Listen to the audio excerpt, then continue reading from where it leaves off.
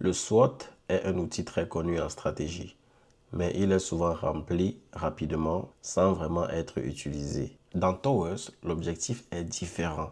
Utilisez le SWOT pour mieux comprendre votre position actuelle et préparer de meilleures décisions. Comment se rendre dans cette section?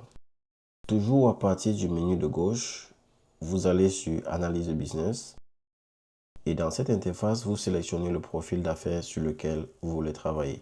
Nous travaillons actuellement sur Bellio Beauté et Bien-être, qui a un contexte très simple. C'est un centre de beauté situé dans la ville de Sherbrooke. Dans l'onglet SWOT, vous avez la possibilité de remplir vos forces.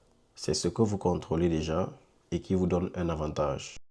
Vos faiblesses, les points internes à améliorer.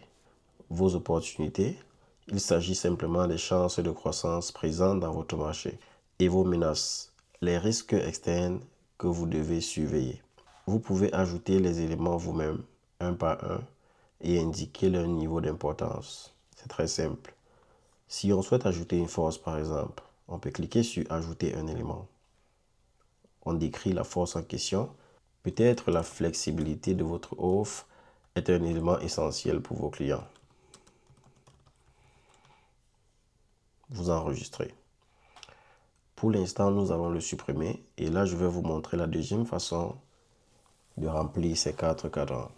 Avec l'option « Construire mon SWOT », Towers utilise le contexte de votre profil d'affaires pour vous proposer automatiquement une première version de votre analyse.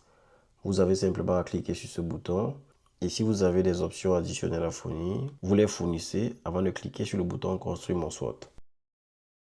Towers prend en compte justement, comme on disait tantôt, votre profil d'affaires et d'autres informations pour pouvoir vous suggérer des forces, des faiblesses, des opportunités et des menaces.